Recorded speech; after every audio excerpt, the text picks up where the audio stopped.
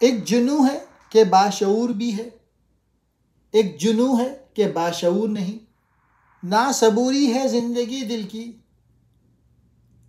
وہ دل کے ناصبور نہیں، بے حضوری ہے تیری موت کا راز، زندہ ہو تو بے حضور نہیں، ہر گوہر نے صدف کو توڑ دیا، تو ہی آمادہ ظہور نہیں، ارنی میں بھی کہہ رہا ہوں مگر یہ حدیث کلیم و طور نہیں۔ ایک جنوں وہ ہے جس میں شعور و ہوش بھی ہے، اور ایک وہ جنون ہے جو ہوش و سرور سے محروم۔ پہلے جنون سے مراد عشق حقیقی کے جذبے سے سرشاری ہے، اور دوسرا عام پاگل پن جس میں انسان کے لیے ہوش و حواس برقرار نہیں رہتے۔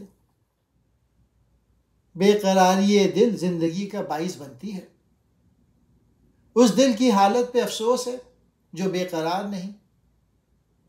عملاً وہ دل بے حسی کا حامل ہے جس میں تڑپ اور اضطراب موجود نہ ہو۔ دل کی زندگی یہ ہے کہ وہ عشق حقیقی میں بے تاب رہے۔ جس دل میں محبوب حقیقی سے ملنے کی تڑپ ناصبوری نہیں، محض گوشت کا لوتھڑا ہے۔ اے ملت کے لوگوں، اگر تیرا دل مردہ ہے تو سمجھ لے کہ اس کا باعث یہ ہے کہ تو عاشق نہیں ہے۔ اگر تو اللہ سے محبت کا شیوہ اختیار کرے تو تجھے حضوری حاصل ہو جائے گی، اور اس حضوری سے تیرا دل زندہ ہو جائے گا۔ اپنے شعر میں اقبال نے فطرت کے نظام کو بتایا ہے۔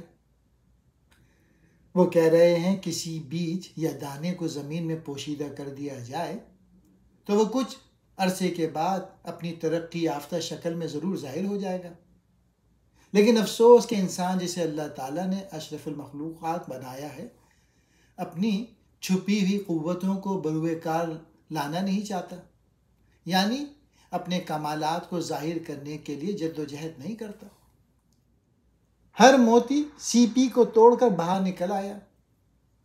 اے مخاطب، صرف تو ہے جس نے اپنے حقیقی جوہر نمایاں نہ۔ آخری شعر میں اقبال کہہ رہے ہیں کہ میں بھی ارنی کہہ رہا ہوں، یعنی یہ کہ اے خدا تو مجھے اپنا جلوہ دکھا، لیکن اسے حضرت موسیٰ اور طور کا قصہ نہ سمجھنا چاہیے۔